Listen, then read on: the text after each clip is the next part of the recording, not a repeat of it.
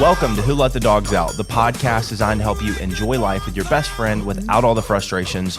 Join us each week as we help families across the country do just that. I'm your host, Corey, and I'm joined by my co-host, Sally. And today we have a question and answer session. Okay, perfect. And a couple of these questions are to do with some safety issues. So safety issues. Really good, yeah. Okay. Really good questions today. So if they want to learn how to keep their dog safe, they need to stick around the whole episode. Yeah, they do. All right. Sounds good.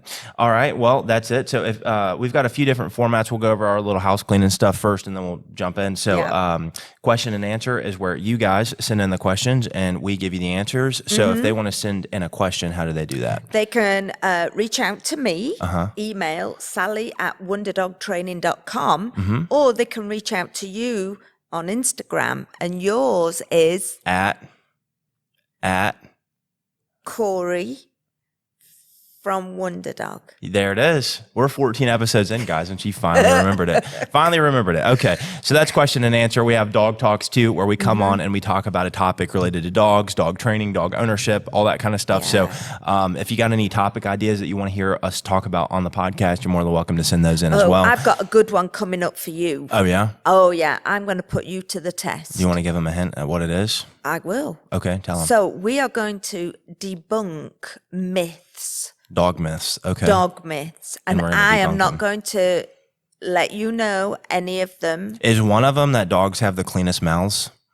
Because I grew up hearing that my whole life. It is one. I grew up hearing that, like, as a kid, everybody would say dogs have the cleanest mouths, and I'm like, where did we hear that? Like, who made that up? Because that is clearly not true. Somebody who liked having their face licked a lot by a dog, I should imagine. Right after they lick their rear. I must have got 20 plus. Yeah. I'm going to see, number one, how many you know. Yeah. And what's going to be your answer to them? Yeah, I don't know if that'll be the next episode, but it'll be within the next few episodes. Though. Yeah, we'll be debunking myths. And I'm going to see how many in a period of time you can do. All right.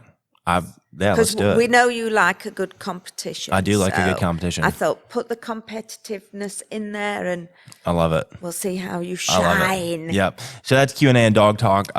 We're going to be having some interviews as well, some debates, different things like that coming down the show as we continue to grow the show and stuff like that. And then before we jump into, we just wanted to remind you, if you get any value out of the show, please share the show, just because we are trying to grow the message. We're growing week over week. We're adding followers and subscribers and viewers and stuff. It's really cool to see. And it's really encouraging for me and Sally. So, we want to say thank you all so much to the people that are watching. If you get any value, please share the show. If you like the show and you want to keep watching it, feel free to like, subscribe, comment, all that kind of stuff. And can I just say, we had a comment. We had from a few. Someone we had a few of them who really appreciated my joke. Yeah, so we did a poll on Spotify and it said, were Sally's jokes good, yes or no? And 3 of you reached back out and said, yes, they were funny. And then we actually didn't have to just say it was just 3 people. You could have just said. It was 100% yes votes. How about that? It was 100% yes votes. And then we actually had somebody literally email us at our company email address saying, good joke, Sally, keep it up. Thanks. So more to come. More to come. Okay. Anyways, how's everything going in Sally's world? Really good. Yeah. You've actually been off all week, haven't you? Yeah. You're technically still off work. You're just here for the podcast. I'm technically off work today. Ha ha. But yeah, I found, and it's rained all week, but I don't mind. Yeah. This is more like work, like more pleasure than work though, right? Yeah. This isn't like normal work. This is like this fun is work. a nice side of my job. Yeah. Crazy. So, anyways, your week off been going good? I took Sully out. For an outing? For an outing. Okay. Where'd you go? I went to Lowe's, of all places, where we go a lot with We do go to Lowe's quite a bit, yeah. We love them because they're very dog friendly. But I'm wanting to do some work at the front of my house. I've got this really nasty area and pots full of weeds and things. So you mean like English, please? Do you mean like you want to clear your flower beds out? Yeah. Okay. That's British for she wants to clean her flower beds. Okay. We were on the phone last night and she's saying stuff and I'm like, wow. She said, put the dog in the trunk. She meant in the back of the car. And then she said, we were at, she said, them in the well, which is the passenger floorboard. So yeah. We I was very British. I have a week off work and go back to being very British. Yeah. But there you go. That's funny. Anyways, how'd the outing go? So, absolutely amazing. That's good. Yeah. I was like, I'm not going to just leave him home and crate him because he's a terror. I'm going to take him with me. So we went looking at nice plants and things. But then we also went through the automatic doors, which he's never seen before. Yeah, did good. Wasn't one bit bothered. Yeah, that makes sense. He's pretty stable. He pup. is just so laid back, take it in his stride. Yeah. Associates came up to say hello to him, and he was a good boy. Yeah. He was representing. Yeah. Yeah, he's a pretty stable guy. He doesn't, get scared off or upset by much. So, which is awesome, especially for what he's doing for you. So, Yeah. So, brilliant. But also, and this is going to go really off track here than what we normally do. You know how you and I have lots of discussions about apocalyptic scenarios? And I do have a tendency to like talking about the apocalypse. Don't you? And for those who don't know, Corey is going to, if anything happens, is going to run to my home. Put her in a wagon. Put me in a wagon. Because she's in a scooter that's Yeah. electric. And then he's going to pull me around and save me. And I'm just like, forget it. Just sort yourself out. And he's like, nope, not having it. Yeah, So gotta every save Sally. scenario we talk about, it's always about how he's coming to save me. Now, and also That is my plan. Mia's always involved in that because she don't go Corey don't go anywhere really without her. Yep. But it made me think there's going to be loads of dogs, aren't there? Yeah, probably. But what would be a good dog to have by your side in that scenario? During the apocalypse? Yeah. Yeah. By the way, whenever we're talking about an apocalypse, my favorite apocalypse scenario to think about is an EMP going off because that would wreck everything. I don't know. Anyways, in terms of my dog choice, I mean, one, I'm going Mia, of course, but why? Why would Mia be a good choice? Well, if I was going for like breeds, I'd definitely pick, I don't know, probably some sort of like just naturally like guarding or like breed that has like some defense built into him. So like a shepherd, like a German shepherd, or a Belgian Malinois, which is a Belgian shepherd, or a Rottweiler or a Doberman, or maybe so a you're pit bull. thinking more or, like the protection side of things. Oops, that was our speaker turning off. Yeah, I would definitely say something. Okay, so not a Chihuahua. I mean, a Chihuahua is not a bad choice though. If you want like a good like early alert detection system or something like that, yeah, I mean, a Chihuahua will let you know that somebody's there. So yeah, Chihuahua might not be a bad choice either. So, but yeah, something that's going to let you know when people are close by, whether that be growling or barking or whatever it is. I don't think most dogs that aren't trained would actually bite. A lot of people think their dogs are protective and they're not, and they need to be trained to bite on, command and like, command. but something that maybe looks like it's going to bite would be not a bad thing. I don't know. Maybe like, I'm trying to think of like a breed particularly, but maybe like some sort of like a hunting breed that can like help you like hunt and tree stuff. Maybe so like a hound dog or something that can help you like tree, I don't know, squirrels or raccoons. So where would Sully play out in this scenario then? Sully would be really good for making people feel better during the apocalypse. So he's still going to be like emotional support. Yeah. He's not a liability. Lenny, on the other hand, might be more. Oh, Lenny, no, he'd be a liability. Doomed. Yeah, he'd be He's a bit of a liability. Doomed, my little quirky But boy. Sully, he gets a spot in the wagon when I'm Does pulling he? you. He can When come I'm in the pulling you wagon. to the He could safe space. help pull the wagon though, couldn't he? Yeah, I guess he could. But no, he'd definitely do a good job at making people feel better during the apocalypse. Yeah. Might not have much practical use, but I mean, that is practical, but everybody's going to be like, oh my God, it's the apocalypse. Do you think everyone will be for themselves, or will we come together and I think form new little communities? I think it'll be a lot of little new communities that are mostly out for themselves, with some of them banding together. Yeah.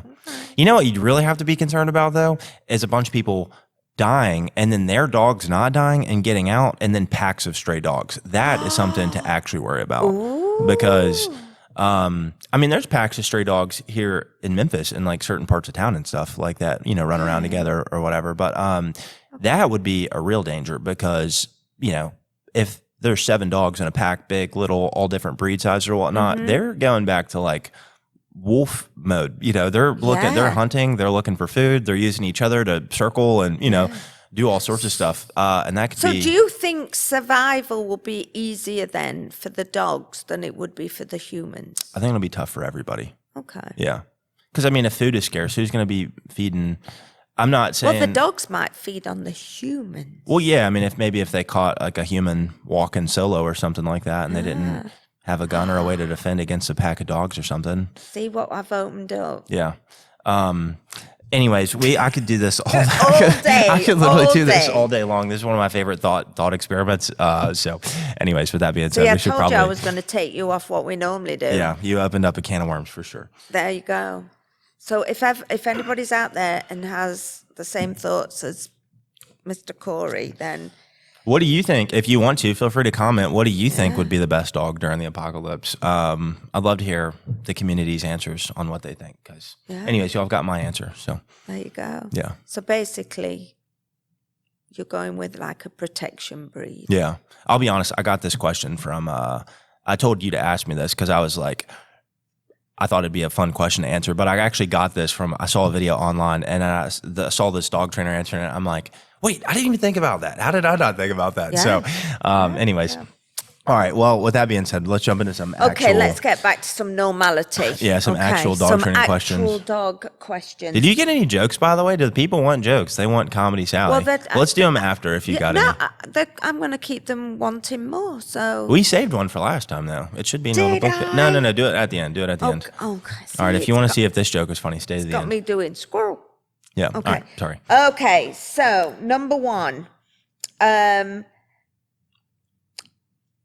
this lady takes her dog for a walk, and it goes so far, and then it just sits down and doesn't want to go any further. Yeah. It will happily turn round and go home, Yeah. but it won't continue on the walk. What should she do? So far, to me, like you had said, this lady takes her dog so far, and that's kind of a relative term because I've seen this a number of times over the years where a dog will walk like 3 houses away from their house and then sit and lay down or something, and then they'll pull back home. I've seen it where maybe it's a little bit further, maybe they won't leave the driveway, stuff like that. So I've seen this a number of times. It's pretty, I wouldn't say normal, but it's common enough. Okay. Yeah, I mean, if you want to go on a walk and your dog doesn't want to go on a walk and you want to keep walking your dog to exercise them or get their energy out or whatever it is, I mean, I typically would just say, just keep walking. Like it depends on how big your dog is, I guess. But a lot of times, like if you just keep walking, like the dog will sit there for a little bit and you might have to like, drag them like a foot or two or something like that. But then after a minute, they're like, okay, that kind of sucks. Let me just walk with the human, Okay.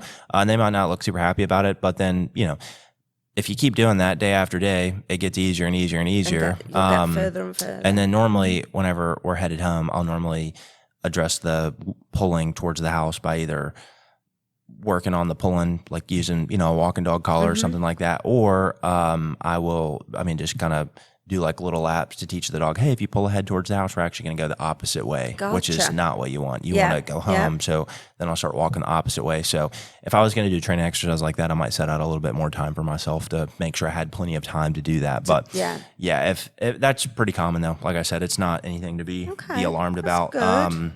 Now I will say a different thing that would be like if you are taking your dog out for a walk and they're laying down and like headed to the shade because they're getting too hot, that's like a different thing. And you'd want to be aware of that. I would say go listen to our episode on, it says like, stop, don't cook your dog or something like that as the title. That's like 2, 3, 4 episodes back or something, but that's about how to protect your dog in the heat. Look over that, that's a different thing. So if like you're walking, when you say so far, if you're walking like 2 miles and it's like warm and your dog's getting hot and they're plopping because they're hot, that's like a completely different thing and should be I think this is concern. a behavioral issue rather than a heat issue. Yeah, I'm just saying, be aware of that. But that is a good. But yeah, point. if that happens, just keep walking. Do it day after day. Just keep walking. Your dog will learn. Hey, okay, I've got to go whenever the lady wants to walk. Right. Whenever even though I don't want to go, I still got to go. Right. So do and that. I suppose if this dog was doing it as a puppy, sometimes we laugh and think it's cute, don't we? And it's funny. Yeah, it is really common for puppies to not want to walk on the leash. Whenever they first put a leash on, you start trying to walk with them and they're like putting, their paws out and they're like, no, I don't want to go. Right. That's really common. And it's kind of the same thing. Like, and I'm not saying like yank on them or anything like that. I'm saying like, if I'm saying walk, I normally like, let's say the dog is sitting here and I'm here and the leash is here connected to the dog, I'll slowly just kind of pull tension on the dog. And as soon as the dog like breaks and they move forward, boom, the tension turns off of the leash, right?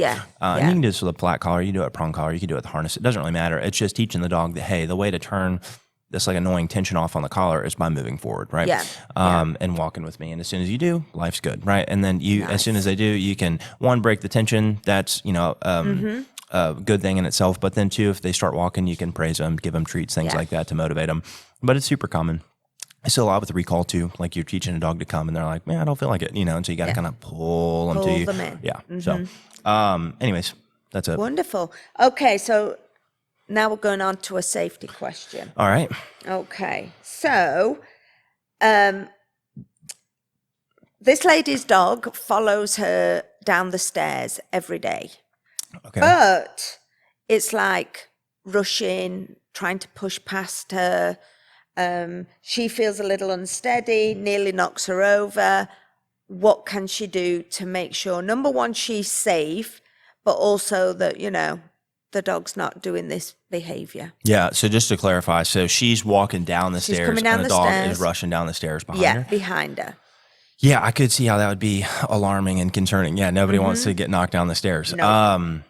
So, the simple answer would be teach your dog to like sit and stay at the top of the stairs until you give them like a password. Okay. And like how I'd actually like practically go about doing that. I might start with like door manners or something. That's a pretty simple behavior to teach. Like teach your dog not to go out the door until they're told. Yeah. So I'll get the dog like behind the door. I'll get in front of the door. I'll open up the door behind me, tell the dog to stay, open up the door. If the dog gets up, close the door, reset, get the dog to sit, stay, open the door. As soon as the door's open enough for me to, and I'm not making the dog wait a really long time here. I'm just starting with like a second or two maybe. Yeah. And then boom, password. I'll say free or okay or go or whatever the password is. Dog goes out, but bring her back in, reset, do it again.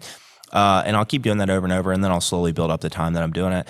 Another thing I'll work on too is like place and stay. So teaching a dog like to, hey, go on this little box here, sit on it, or this, place cot, bed, whatever it is. Yeah. Sit on it, stay on it until you hear your password, right? Yeah. Same thing. I get the dog to go on, sit, stay. I'll start by, staying pretty close to the dog, give him food for doing the right thing, password him when I want him to get up. Then I'll start slowly kind of going further and further away from him. With this one, if you're going down the stairs, this is more just like duration and distance. Like, so staying a little bit longer and going a little bit further away from him. So you're just telling them stay and then slowly working your way back, feeding them intermittently. If they get up, you give them a correction, get them back on the place, right? Yeah. I would start with those two basic exercises first. And then from there, I would then start applying that to the top of the stairs. So what I would do is I would start on a leash and a collar to start because I want to be able to control the dog. So I'm going to take the dog to the top of the stairs. I might actually start like a few stairs up. So like get the dog to sit like a few stairs up and then stay, be next to the dog, and then walk down the few stairs and then maybe work my way up where I'm maybe not starting at the top of the stairs. It really would depend on the context, like the lady that I'm working with, the dog, how strong the dog is, things like that. So I might not just start at the top of the stairs and try to make it all the way down at first. Especially because if like you're waking up in the morning, your dog's excited and stuff to go down the stairs, they're charged up, ready to go. That's going to be a little bit maybe tougher to get them to stay. So like I said, how I train would be based on the lady, the dog, et cetera. But let's just say, I guess I'll give a couple different examples. So I would maybe start by going up a few stairs, turning the dog around, having the dog sit, going and standing next to the dog, telling the dog to stay, turning around and walking down like those 2 or 3 stairs and then password, go. And then maybe I'd go up 4 or 5 stairs, go. And then if the dog gets up, I'm going to correct the dog, walk the dog back to the stairs where they were placed, not on a different stair, sit, stay, and then do the same thing. And I'll just kind of slowly work my way up the stairs.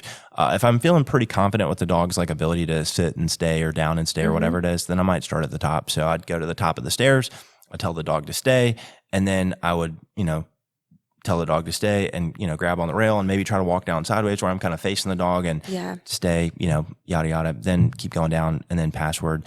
That's about it. That's probably what I would do for the gist of it, at least, is really just focusing on trying to, once again, get the dog to sit and stay at the top till they hear their password. The risk there would be that your dog's like so excited to come down the stairs that they like rush down the stairs and maybe they fall or something like that. So, you might need to, teach them like, slow down, easy, something like that, where they're not just like zoom, and like down. Yeah. Have you ever seen the video of like that dog? It looks like a bull terrier, and it's like it's about to go down the stairs, and then it runs around, and then it literally just like dives down the stairs, all fours out. So like front legs out, back legs out, and literally just like slides down the stairs. I'm like, it made for a really funny video. It's gone viral a bunch, and it's years old, but I'm like, that is funny on video, but man, that's probably got to cause like long-term, probably like hip or back damage or something. But yeah, you definitely don't want that either, So another option too would be like, you could teach your dog to heel. Now that I'm thinking about it a little bit more, you could teach your dog to heel, and you could heel down the stairs with your dog. So like, and once again, this is really context dependent. So if I'm working with like a older person that isn't going to be able to have as much control, I might not do this, or if it was like really dire, hey, if they fall down the stairs, they're going to get seriously injured and hurt. What I would probably do is I'd say like, hey, let's put your dog on a leash and a collar before you go down the stairs in the morning. Yeah. And it's a pain in the rear. Nobody wants to do that. Nobody wants to put their dog on a leash in the house. But if it's a safety thing, then hey, we got to do what we got to do, right? Start somewhere. So you could heel down the stairs with the dog, so holding on the rail and like heel down the stairs. Another thing too is like you could just get your dog to get down the stairs before you. So you could wait at the top of the stairs with the dog, pass where the dog and say go, and then kind of scoot them down the stairs where they're going down before you and they're actually going down ahead of you. That's another option too. That might require less effort and less training. So rather than you go down the stairs first, they go down the stairs ahead of you, and then you're following the dog down the stairs, right? Yeah. So those are a couple other options too. That's some great suggestions though. So several different ways of doing it. Start early as well. Yeah. Like whenever the dog's younger. Yeah, be proactive. Don't wait for a problem to arise before you address, safety. This then leads into the next safety one. Sure. Okay. So out in the car, the dog is jumping from the back seat to the front seat to the back seat. Very distracting while she's driving. That is distracting. Help. Okay. Yeah, I mean, there's so many different things you could do for this. So, and this is also super common. So if this is your dog, like you shouldn't be, too worried about it. And yeah, there's a lot of solutions. So with that being said, I'm trying to think where I'd go first. I mean, I'll just start rambling stuff off. One, you could get a like seatbelt leash. So you could clip a leash up to the collar. You could clip to like the flat collar. You could clip the leash up to the harness and clip the dog into the back seat. Not clipping it to like a prong collar or something. Collar. Yeah, no, I don't want to clip it up to like a correction collar or anything. Okay. Yeah. So flat collar. Yeah, because then when I get the dog harness. out, I'll clip the dog up to the prong collar, unclip from the flat collar. Now we're ready to roll. Okay. Yeah, so flat collar harness or something like that. You could do that.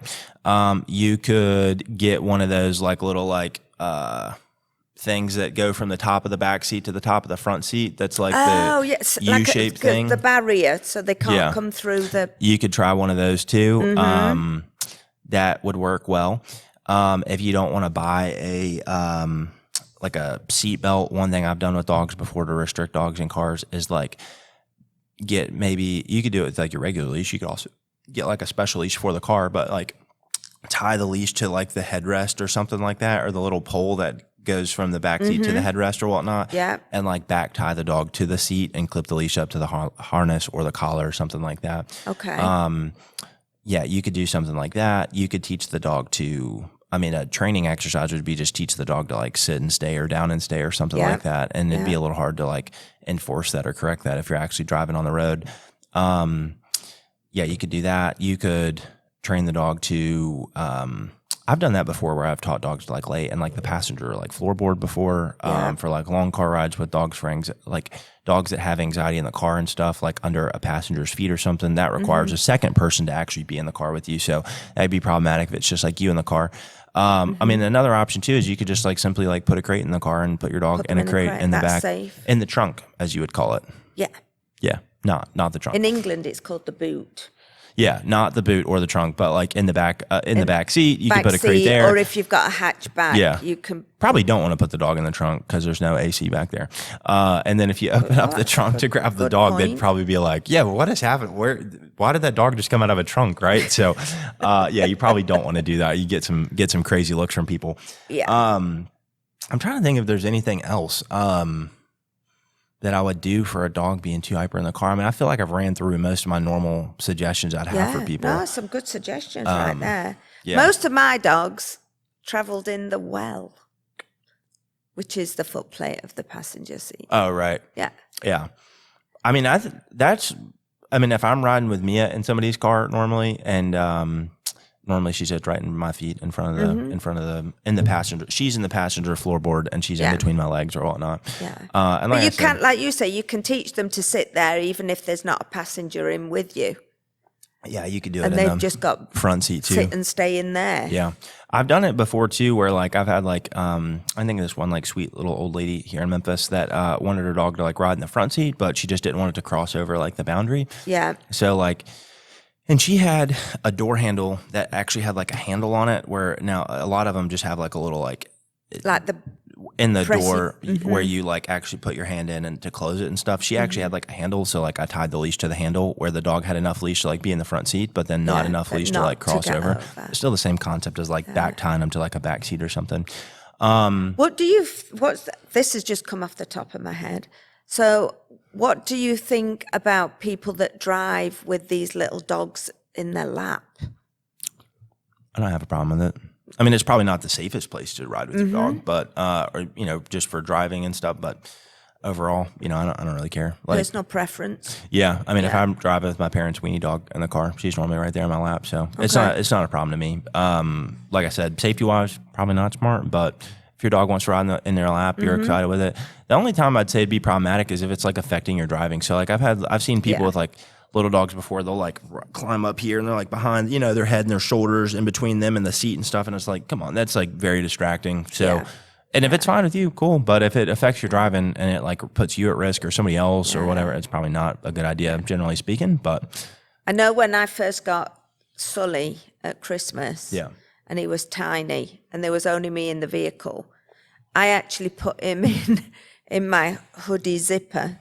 So unzipped my hoodie and wrapped it round him. And that must have been like the first day because he got big quick. But he did get big quick. But that was really cute. I do remember that. It was really cute. And then he would just and then put the seatbelt around both of us. And his little head was up here all snuggly. And I was like, oh, I love this. Yeah, that was cute. But it can't do that anymore. Yeah, not a chance. You'd have to have a really big hoodie, a really, really, really big hoodie. Yeah. I had one more thing to say on riding in the car, and I just lost it. And I wish we also had the visuals again for this, because one of our clients, David, sent us a funny with a dog actually driving the vehicle. Oh, yeah, I remember seeing him send me that, yeah. See, that's another safety. Just get the dog to drive. Yeah. You sit in the passenger Man, I can seat. only imagine how long something like that would take. Yeah. If that's even real. I mean, who knows? It could have been a remote-controlled car or something. It could have been, but it was funny. It looks cool. Looks cool. Yeah, looks very cool. Because David was saying that we maybe should have added it to like the training for Wonder Dog. Yeah. You pay me $100,000, I'll train your dog to drive a car. To drive the car. I will spend my life doing it. Yeah. Yeah. Anyways, I guess overall, I was gonna, like I said, I thought I had some more stuff on cars, but I forgot it. So, anyways, that's fine. I think but that's a lot of suggestions. That's a lot of suggestions, and I'm sure one of those would work. Yeah. And like the seatbelt thing, they're not that expensive. Yeah. Yeah. No, I agree. So. Yeah. Hey, better than vet bills. Yeah. I was going to say real quick, I was messing around in our portal yesterday for the Train My Wonder Dog program. And like, I've been on it before, but yesterday I had to spend some time in there to do a couple different things. And the portal is just incredible. Like the portal with all the videos and how they're all sectioned out and stuff like that, and the notes they have and the links you can click and everything. It is absolutely incredible. So real quick, guys, if y'all, and I talk about this at the end of every podcast, but if you need help with training and you're not in a service area, but you want Wonder Dog's help, go to trainmywonderdog.com. It's amazing. On the top bar of the website, I think it says serving all of Tennessee. You can buy it wherever you're at. You don't have to be in Tennessee. That program is truly incredible, though. It's literally the same exact training you would get if I was standing right there in your home with you and your dog, except it's done on your screen and it's done at your own pace. So I can't suggest it enough. It's an awesome program. And like I said, the portal is absolutely incredible. I mean, my business partner did such a good job putting it all together. And it's an awesome program. Yeah. But even better than that, you get the first 7 days free. Yeah. So who wouldn't want to give it a go? Yeah. Try it. If you don't like it, which cancel the subscription or Cancel. whatever. But you get the first 7 days You're not free. going to not like it. That's the best of it. Yeah. And anyways, it's a really great program. Can't suggest it enough. The portal is just so easy to navigate. It's so well done. So anyways, if you're interested, go give it a shot. Get 7 days free. Anyways, shameless plug. Back to the show. It's a good plug. It was. Anyways, overall, I mean, Mia, it's funny because whenever Mia's in the car, what she does is like, I always start in the back because like the front, it's easier for her to jump in the back seat because she jumps in the floorboard than up on the back seat. But then, and she starts every car ride there, but then like after a little bit, she'll like put her paws on the middle thing in between the passenger and the front seat, and she'll put her head up to mine, and she's like kind of nuzzling me, and I'm like, fine, get up in the front seat. And so then she hops in the front seat, and she's just like looking like, hey, I'm in the front seat. She's like, look what I did it again. Yeah. So, and then, you know, if I'm in heavy traffic or something, I normally make her get in the back just so I can like see and, you know, change lanes properly and stuff or whatever it is. But for the most part, she's, I don't know, I'd say half and half, but I don't really mind. It's not a problem. She loves being in that truck with you. Yeah, she definitely does. But it's not really a problem though for me because she's not going front to back. No. And I can also just say, hey, get in the back, and she'll get in the back. Go. And I don't, I guess just enough time saying it and enough reps or whatnot. She knows, hey, when he says get in the back, and then I'll forget, and then she'll put her paws up there. I'm like, okay, fine, come back up to the front. So you can tell who's training who. If she's like, oh, she's got you trained. Miss Cupboard Love. Yeah, I do love her though. So she. Sully actually travels behind my driver's seat. Yeah. We made a whole video on getting dogs in and out of the car, and still have not released it. It needs to go up because he's wonderful at it now. Yeah. We are actually about to start training him again. My schedule is starting to settle down a little bit. And I can't so wait. I think in like 2 weeks or something like that, we're getting started with. I think we're back on the 9th of August. We're getting started with this excited. off-leash training and starting to work towards getting them off-leash and stuff, which is going to be really, really cool. So really excited for that. But anyways, I guess anything else on your end for the show? No. Oh, you got it. You had a joke. Pull up the joke. Oh, okay. Let me see if I can find my joke because I can't. I know I'd got several. Oh, there's all my questions. Don't be sneaking. All right, what you got? Because you had 4 last time. I said say 3, save 1 for last. This is a good one. Yeah. You're going to love it. Hit me. What you got? As long as I pronounce it correctly. I'm not laughing. Why are there no losers in Dachshund? Is it Dachshund? Dachshund. Yeah, see, now I'm really ruining the joke. So, why are there no losers in Dachshund races? Why are there no losers in Dachshund races? Yeah. Because they're all wieners? Dude! Oh, did I get it? You got it! Because they're all wieners! Yay! Oh, that's so funny. Yeah, I never know how to pronounce that. Yeah. Somebody the other day, I can't remember. Somebody pronounced it. I'm like, you have a what? It was. The girl in the it trainer. Wasn't it in Maya? Texas. Yeah. Our trainer in Austin? She called it a dachshund, and I'm like, that's like a very like southern way to pronounce it, because it's a dachshund, and then in like German, I think it's pronounced dachshund or something, and so I'm like, that's a very southern way to pronounce it. So, but I was like, you have a what? And she's like, one of the long dogs, and I'm like, a weenie dog? A dachshund?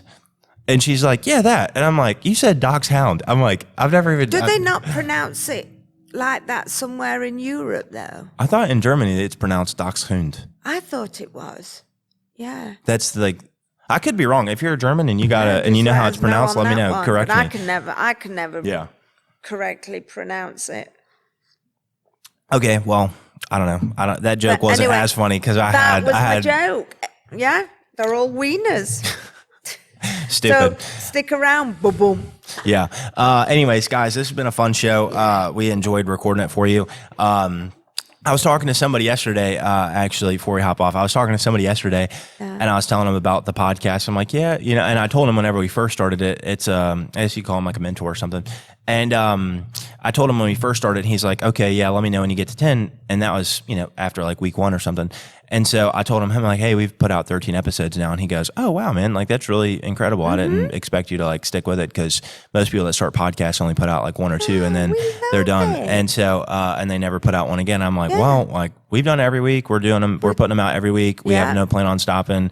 we really enjoy doing And it we've and stuff. got lots of content. We are not stuck on things to do. Yeah, not at all. But so your involvement, if you've got anything. Yeah. So with that being said, if y'all want to keep watching the show, like I said last week, we're not, I think across all platforms or something right now, we're definitely less than 100 subscribers and followers, whatever it is. But you have a chance right now to be one of the first 100. So you can say you've been here since day one, the first 10, 15 episodes. So if you got any value out of the show, you enjoyed it, you learned something, Sally made you laugh, her joke was funny, it wasn't, or whatever, feel free to like, comment, subscribe.